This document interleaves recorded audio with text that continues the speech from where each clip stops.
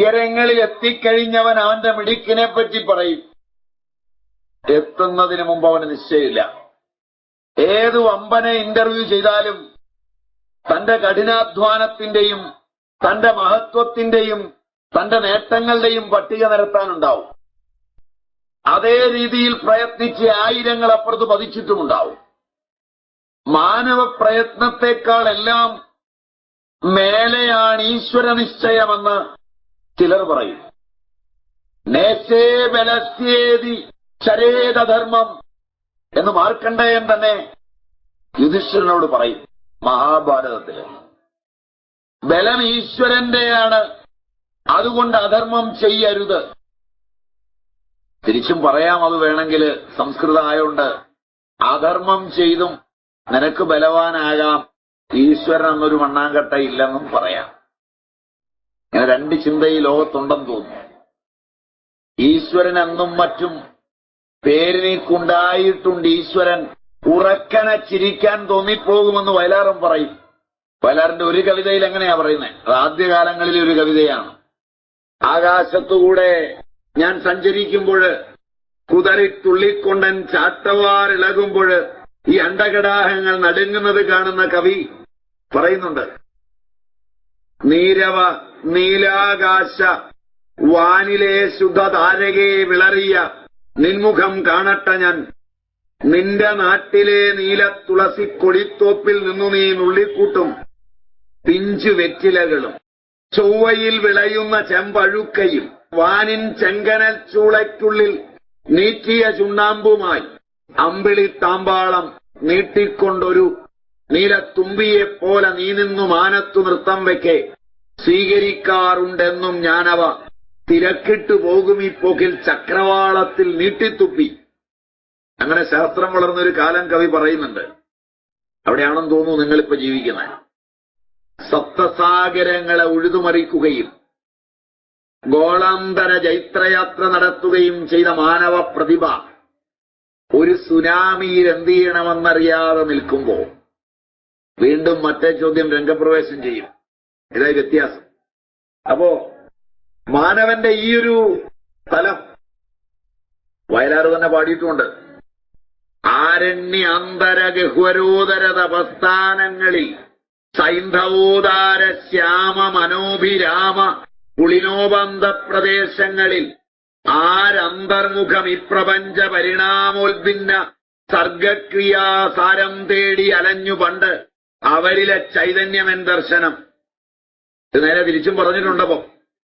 അപ്പൊ എന്തായാലും മാനവ പ്രയത്നത്തെക്കാൾ വലുതായ ഒരു ഈശ്വര സാന്നിധ്യത്തെ കാണുന്ന കവി മാർക്കണ്ഡേയ പുരാണത്തില് ഈ വീണ പക്ഷികളിൽ നിന്ന് നമ്മെ ഒരു പാഠം പഠിപ്പിക്കുന്നുണ്ട്. വില്ലാളി വീരനായ അർജുനൻ, വീരനായ ഭീമൻ, പണ്ഡിതനായ യുധിഷ്ഠിരൻ, സ്വച്ഛന്ദ മൃത്യുവും ദേവവ്രതനും നിഷ്ഠൂര നൈതിക ബ്രഹ്മചാരിയുമായ ഭീഷ്മൻ, കുലഗുരുവായ കൃപൻ, ആചാര്യനായ ദ്രോണൻ, ഇവർക്കൊക്കെ ആ യുദ്ധത്തിലെ പലരെയും കൊല്ലാനും സ്വയം കൊല്ലപ്പെടാനും കഴിഞ്ഞു. ഒരു ജീവനെ രക്ഷിക്കാൻ കഴിഞ്ഞില്ല. പത്മവ്യൂഹം ചമച്ചു നിൽക്കുന്ന കൗരവരുടെ ഇടയിലേക്ക് തകർത്ത് കയറിയിട്ടും അഭിമന്യുവിന് രക്ഷപ്പെടാനായില്ല. ആ യുദ്ധക്കളത്തിൽ 4 പക്ഷികൾ രക്ഷപ്പെടുക. ഇതാ കഥ. മനുഷ്യ, നിന്റെ എന്നല്ല സമസ്ത ജീവിയുടെയും രക്ഷ നീ അരിച്ചും കുളിച്ചും അപഗ്രഥിച്ചും പഠിക്കുന്ന പഠിപ്പിലല്ല, നിന്റെ അന്തസ്ഥമായ ഈശ്വര സന്നിധിയിലാണ്. കൊട്ടാരങ്ങൾ, കൊട്ടകൊത്തളങ്ങൾ, അറിവിന്റെ സൗഭാഗ്യാതിരേഖങ്ങൾ എന്തെല്ലാം നീ നേടിയാലും ഏതുയരങ്ങളിൽ നീ പറന്നാലും നീയും നിന്റെ അറിവുമൊന്നും നിന്നെ രക്ഷിക്കാൻ പര്യാപ്തമല്ല. നിന്റെ തല കുനിയുന്നു എങ്കിൽ കിഞ്ചിജ്ഞനായ നിന്റെ അറിവത്രയും ആ സർവജ്ഞത്വത്തിന് കീഴിലാണെന്ന് നീ അറിയുന്നുവെങ്കിൽ മനുഷ്യ, നീ അറിയുന്നവനാണെന്ന്. അതല്ലാത്ത നിന്റെ കണക്കുകൂട്ടലുകളെല്ലാം വൃഥാവിലാണെന്ന് ഇത് പഠിപ്പിക്കുന്ന ഒരു കൃതിയാണ് ദേവി മഹാത്മ്യം. പഠിക്കാൻ നിങ്ങൾക്ക് സമയമായോ എന്ന തികഞ്ഞ ശങ്കയോടെയാണ് ഞാൻ ഈ വഴിയിലേക്ക് യാത്ര ചെയ്തത്. അതുകൊണ്ട് മറ്റു വിഷയങ്ങൾ പഠിക്കുന്നത് പോലെ ഇത് യുക്തി കൊണ്ട് പഠിക്കാനാവില്ല. നിറഞ്ഞ ഒരു വിനയത്തിന്റെ തലത്തിലേ പഠിക്കാനാവും. ജൈമിനിയുടെ ചോദ്യത്തിനുത്തരമായി പിങ്കാക്ഷനും സുപുത്രനും സുമുഖനും വിബോധനും തങ്ങളുടെ ഈ ജന്മവൃത്താന്തവും മഹാഭാരത യുദ്ധകഥയും ഒക്കെ പറഞ്ഞു. ചോദ്യങ്ങളുടെ ഉത്തരം പറഞ്ഞു. അത് വളരെ നീണ്ടതാണ്. അത് നമ്മുടെ ദേവി മഹാത്മ്യത്തിലെ വിഷയമല്ല. ദേവി മഹാത്മ്യത്തിലേക്ക് കയറുകയെങ്കിലും ചെയ്യണമല്ലോ. അതുകൊണ്ട് ആ സുഹൃഷ്ടപുത്രന്മാരോട് വീണ്ടും ജൈമിനി ചോദ്യം ചോദിക്കാൻ തുടങ്ങി.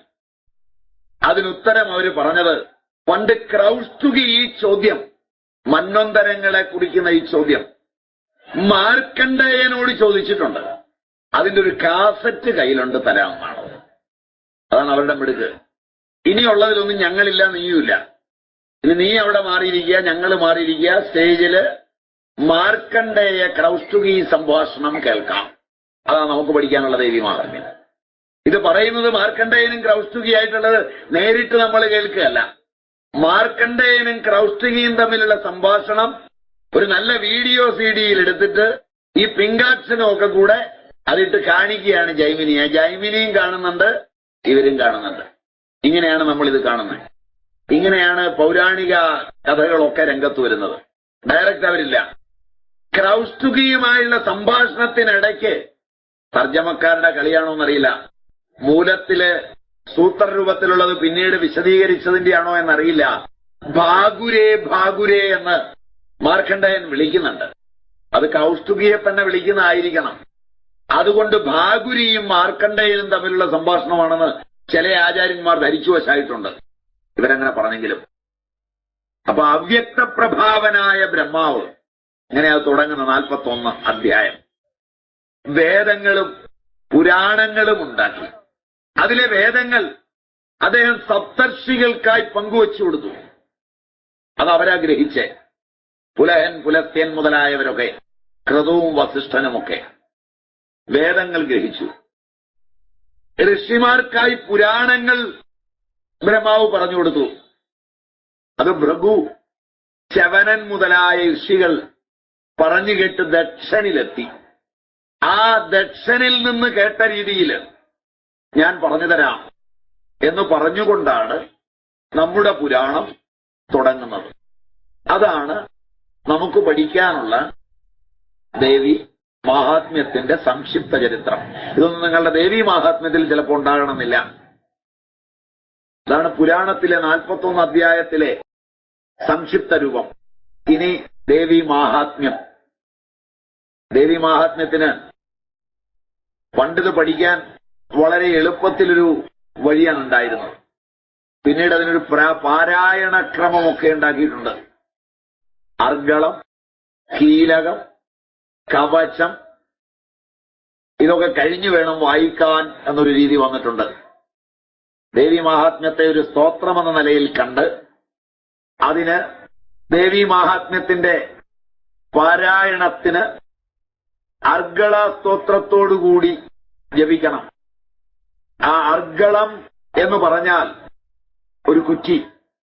അതിൽ നിന്നുണ്ടാകാവുന്ന സിദ്ധികളെയും മറ്റുള്ളതിനെയെല്ലാം നിയന്ത്രിക്കുന്നതിന് വേണ്ടി വിഷ്ണുവിനാൽ നിശ്ചയിച്ച, വിഷ്ണു ശരിയായ രീതിയിൽ അതിലുണ്ടാകുന്ന പാപങ്ങളെ അകറ്റാൻ, സാക്ഷ എന്നാണ് അതിന് പറയാ, കുറ്റി അല്ലെങ്കിൽ സാക്ഷ, അതിലേക്ക് വരാവുന്ന ഈതിബാധകളെയെല്ലാം തടഞ്ഞു നിർത്തുന്ന, അത് പാരായണം ചെയ്തിട്ട് വേണം ദേവി മാഹാത്മ്യത്തിലേക്ക് പ്രവേശിക്കാൻ.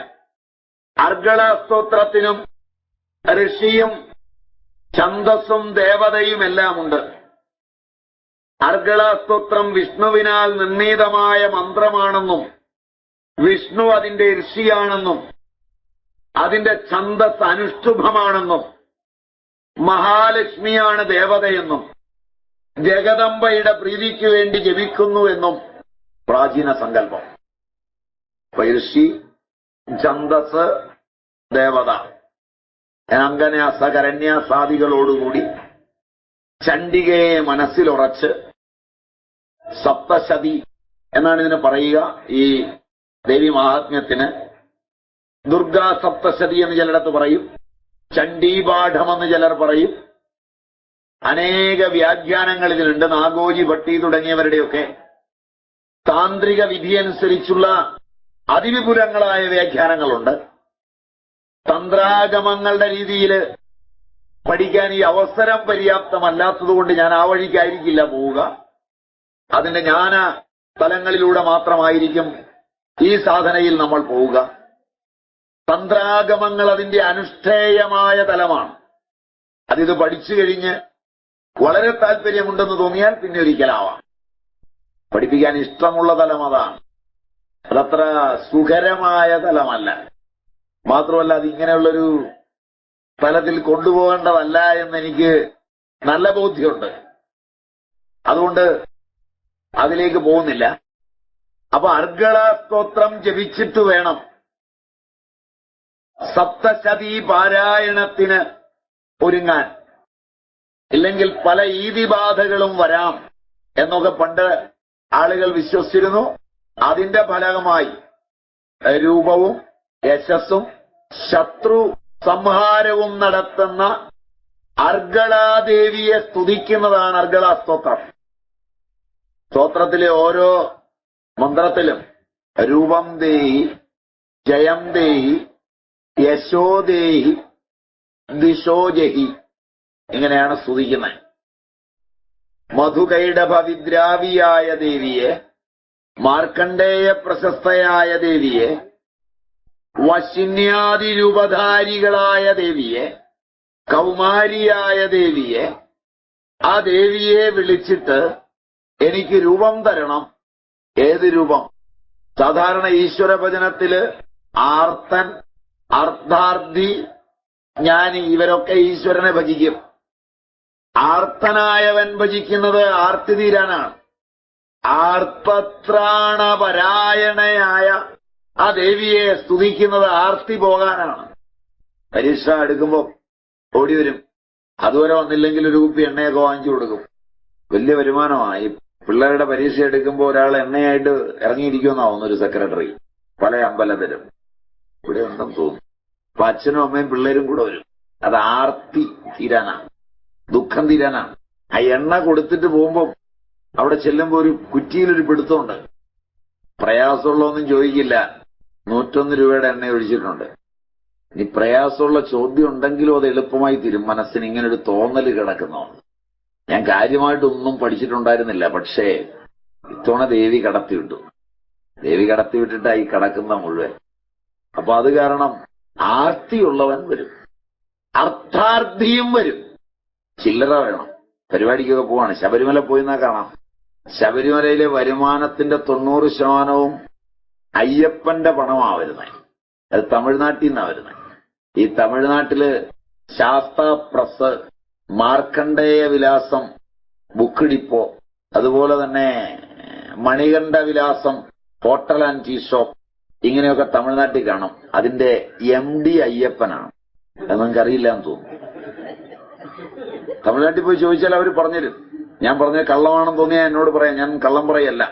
ഇവിടെ ചെല്ലുമ്പോ MD അയ്യപ്പനാണ്. അവിടുത്തെ MD അയ്യപ്പനും മറ്റത് ട്രസ്റ്റികളുമായി കൂടെയുള്ളത്. വർഷാവസാനം ഇതിന്റെ കണക്കെടുക്കുമ്പോ അയ്യപ്പന്റെ ഷെയർ ഉണ്ടാവും. അതും കൊണ്ടാണ് ഇവര് വരുന്നത്. വഴിയിൽ അതിൽ നിന്ന് ചെലവൊന്നും എടുക്കില്ല. അത് അയ്യപ്പന് പൂർണ്ണമായി കൊണ്ട് കൊടുക്കും. ചെലവൊക്കെ അവരുടെ ഷെയറിൽ നിന്ന് എടുക്കുകയുള്ളൂ. പൂർണ്ണമായി കൊണ്ട് കൊടുക്കും. ചെലവ് 1 ലക്ഷം ഉണ്ടാവും, ചിലത് 10 ലക്ഷം ഉണ്ടാവും, ചിലത് 1 കോടി ഉണ്ടാവും. അത് പൂർണ്ണമായിട്ട് കെട്ടാക്കിയേ കൊണ്ടുവരുന്നത്, മുഴുവൻ നോട്ടാക്കിയേ കൊണ്ടുവരുള്ളൂ. വേറെ സാധനമൊന്നും ആക്കില്ല. ചെക്കോ അങ്ങനെയുള്ള ഒന്നുമില്ല. അയ്യപ്പനെ നേരിട്ട് ചെക്കും പരിപാടിയൊന്നും അയ്യപ്പനില്ല.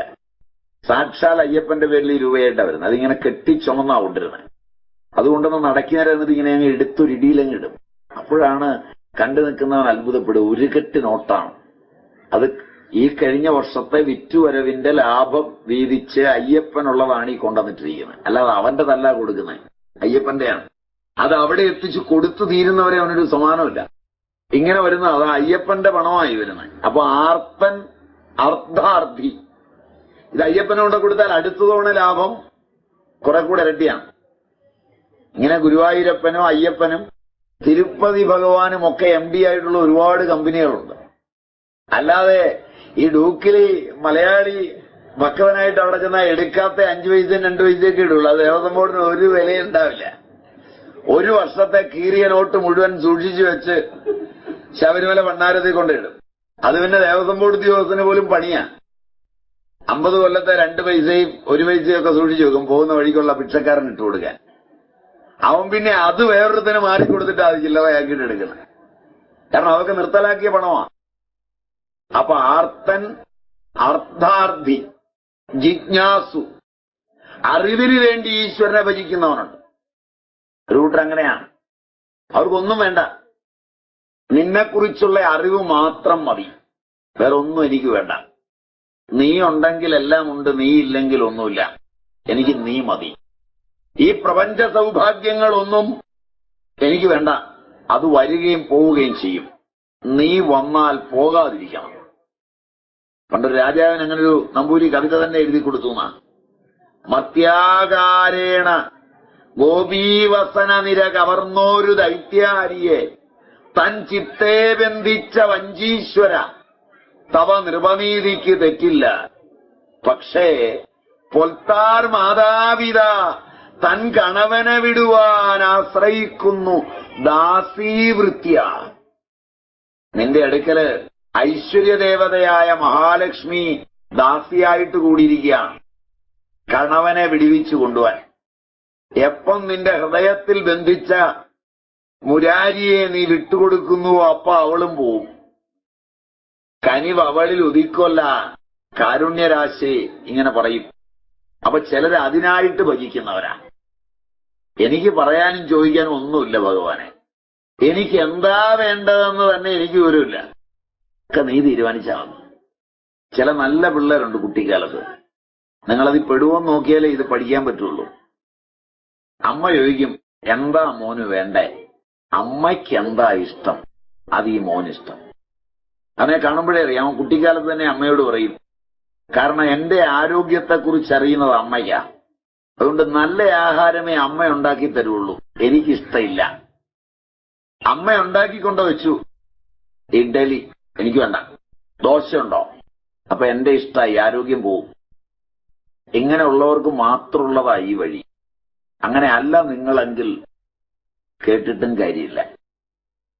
ചിലരങ്ങനെയുണ്ട്, പൂർണ്ണമായിട്ട് തന്റെ അമ്മയെ തന്നെ ആ സ്ഥാനത്ത് കണ്ട്, അറിവുള്ളവളായി കണ്ട്, അമ്മ തീരുമാനിക്കുന്നത് എന്തോ അതെന്റെ വഴി.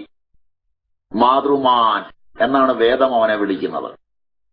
അവൻ അമ്മയോടുള്ള ബഹുമാനം കൊണ്ട് അച്ഛനെ ബഹുമാനിക്കും. പിതൃമാൻ. അവിടെ അനുസരിച്ച് ശീലിച്ചതുകൊണ്ട് ആചാര്യനെ ബഹുമാനിക്കും. ആചാര്യവാൻ പുരുഷോ വേദ. ഇങ്ങനെ അതിന്റെ വഴി. വേദം ഇങ്ങനെയാ പറയുന്നത്. മാതൃമാൻ, പിതൃമാൻ, ആചാര്യവാൻ പുരുഷോ വേദ. ശങ്കയില്ല, എന്റെ നന്മ അവരുടെ കൈകളിലുണ്ട്. അവരെന്ത് ജൽപ്പിക്കുന്നുവോ ആ ജൽപ്പനം എനിക്ക് ശാസ്ത്രമാണ്. ജൽപ്പനം എന്നാ പദം ഞാൻ ഉപയോഗിച്ചത്. എന്റെ അമ്മയ്ക്ക് വിദ്യാഭ്യാസമില്ല, അതുകൊണ്ട് എനിക്ക് വിദ്യാഭ്യാസമുണ്ട്. അമ്മ വിവരക്കേടാ പറയുന്നേ. അങ്ങനെ ആവില്ല. എന്റെ അമ്മയാവൾ. എന്റെ വിവരമെല്ലാം അവളിൽ നിന്നുണ്ടായതാണ്. അല്ലാതെ ഈ സ്കൂളിൽ നിന്ന് പഠിച്ചാൽ വിവരം ഉണ്ടാവില്ല. ഇങ്ങനെ ചിലരുണ്ട് ഭൂമി. പെടുവോന്നൊക്കെ ആലോചിച്ചോളുക. അങ്ങനെ അറിവിനെ നേടുന്ന ആ ഒരു തലത്തിലേക്ക് എത്തിയാൽ ഒരു രൂപമുണ്ട്. അപ്പൊ രൂപം ദേഹി. ഏത് രൂപം? ബാഹ്യരൂപങ്ങളല്ല. നീ സൗന്ദര്യം തരണേന്നല്ല, എന്റെ സ്വരൂപം എനിക്ക് ഓർമ്മിപ്പിച്ചു തരണേ. എന്റെ സ്വരൂപം നീയാണ്, നിന്നെ എന്നിൽ ബോധ്യപ്പെടുത്തണമേ. രൂപം ദേഹി, ജയം ദേഹി, എന്നെ ജയിപ്പിക്കണമേ. എന്റെ എല്ലാ ഈതിബാധകളിൽ നിന്നും എന്നെ ജയിപ്പിക്കണം. എനിക്ക് യശസ് ഉണ്ടാക്കി തരണം. എനിക്ക് ശ്രേയസ്സുണ്ടാക്കണം. യശോദേഹി, കാമ ക്രോധാദികളാകുന്ന എന്നിലെ ശത്രുക്കളെ കൊന്നുകളയണം നീ. എന്റെ കൂടെ എന്റെ ശത്രുക്കളും പോവുകയാണ്. എന്റെ കൂടെയാ അവരിയ്ക്കുന്നത്. എന്റെ കൂടെയുള്ള ശത്രുവിന്റെ പ്രതിരൂപങ്ങളാ ചുറ്റുമുള്ളത്. ഇല്ലേ, ചുറ്റും ശത്രുക്കളില്ല. എന്റെ കാമമാ മറ്റൊന്നിൽ കാമം എനിക്കുണ്ടാക്കുന്നത്. എന്റെ ക്രോധമാ മറ്റൊന്നിനെ തെറ്റായി ഞാൻ കാണുന്നത്. അത് തെറ്റല്ല. അത് തെറ്റാകുന്നത് എന്നിലെ കാമക്രോധാദികളാകുന്ന ശത്രുക്കളാലാണ്. ആ ആന്തരിക ശത്രുക്കളെയെല്ലാം നീ കൊന്നുകളയണം. നീ തെളിഞ്ഞിരുന്നാൽ എന്റെ ശത്രുക്കൾ അടങ്ങിയിരിക്കും. നിന്റെ തെളിച്ചം കുറയുമ്പോൾ എന്റെ ശത്രുക്കൾ കഴിവുള്ളവരാവും. നീ ഉണ്ടായിരുന്നാൽ ശത്രുക്കളില്ല, നീ ഇല്ലെങ്കിൽ ശത്രുക്കളാണ്. രൂപം ദേഹി, ജയം ദേഹി, യശോ ദേഹി, ദ്വിഷോ ജഹി. ഇതാണ് അർഗള. ഒരു ശ്ലോകത്തിൽ ഞാൻ ചുരുക്കിയെന്നാണ് എനിക്ക് തോന്നുന്നത്. ഇനി ബാക്കിയെല്ലാം ഇത് തന്നെ. നിങ്ങളുടെ കയ്യിലുണ്ട് എങ്കിൽ സ്തോത്രമെങ്കിൽ ചതുർഭുജേ ചതുർവക്ത്ര സംസ്തുതേ പരമേശ്വരി രൂപം ദേഹി, ജയം ദേഹി, യശോ ദേഹി, ദിശോ ജഹി. ഹിമാചല സുധാനാഥ പൂജിതേ പരമേശ്വരി രൂപം ദേഹി, ജയം ദേഹി, യശോ ദേഹി, ദിശോ ജഹി. സുരാസുര ശിരോരത്ന നിഹൃഷ്ട ചരണംബികെ രൂപം ദേഹി, ജയം ദേഹി, യശോ ദേഹി, ദിശോ ജഹി. ഞാൻ അടയ്ക്കുന്നില്ലേ, മതിയാവുമെന്ന് വിചാരിച്ച. കാരണം അമ്മയെ അങ്ങ് വിളിക്കുക. ദേവീ പ്രചണ്ഡ ദുർദണ്ഡ ദൈത്യദർപ്പ വിനാശിനി രൂപം ദേഹി, ജയം ദേഹി, യശോ ദേഹി, ദിശോ ജഹി. പത്നിം മനോരമാം ദേഹി മനോവൃത്താനുസാരിണീം ധാരിണീം ദുർഗാ സംസാര സാഗരസ്യ കലോദ്ഭവാം. ഇങ്ങനെ എനിക്ക് രൂപവും ജയവും യശസ്സും നൽകി എന്റെ ശത്രുക്കളെയൊക്കെ കൊന്നുതരണമേ എന്ന് പ്രാർത്ഥിക്കുന്നതാണ് അർഗളാസ്തോത്രം. അതിൽ നിന്നൊരു കാര്യം സ്പഷ്ടമാണ്.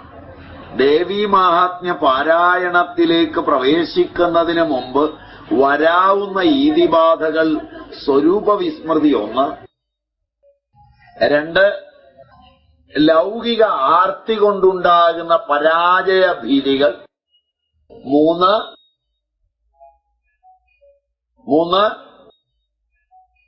ശ്രേയസ്സിന് വേണ്ടിയുള്ള ദാഹം, അത് മാറി ശ്രേയസ്സിന് വേണ്ടിയുള്ള ദാഹമാകണം. 4 കാമക്രോധാദികളാകുന്ന ശത്രുക്കളെയെല്ലാം കൊന്നുകളയണം. ആ ഈതിബാധകളെല്ലാം മാറിക്കഴിഞ്ഞാൽ അടുത്തത് സദാശിവനാകുന്ന ഋഷി നിബന്ധിച്ച കുറ്റിയാണ് കീലകം. കീലക സ്തോത്രം എന്ന് പറയും. അതിന്റെ ഋഷി ശിവൻ, ഛന്ദസ് അനുഷ്ടുപ്പ്, അതിന്റെ ദേവത മഹാസരസ്വതി. ഇങ്ങനെയാണ് പോകുന്നത്. ജഗദംബാപ്രീതിക്ക് വേണ്ടി ജപിക്കുക. അതില് സപ്തശതീപാഠം കൊണ്ട് മാത്രം സർവസിദ്ധികളും ലഭിക്കും എന്ന് മാർക്കണ്ഡേയൻ പറഞ്ഞിട്ടുണ്ട് നേരത്തെ. അങ്ങനെ വന്നാൽ അന്യമന്ത്രങ്ങൾ അർത്ഥമില്ലാത്തതായിത്തീരും എന്നത് നിയന്ത്രിക്കുന്നതിന് വേണ്ടി സദാശിവൻ ഉണ്ടാക്കിയിട്ടുള്ളതാണ് ഈ കീലക സ്തോത്രം. അത് ജപിച്ചിട്ടേ ജപിക്കാവൂ എന്നാണ്.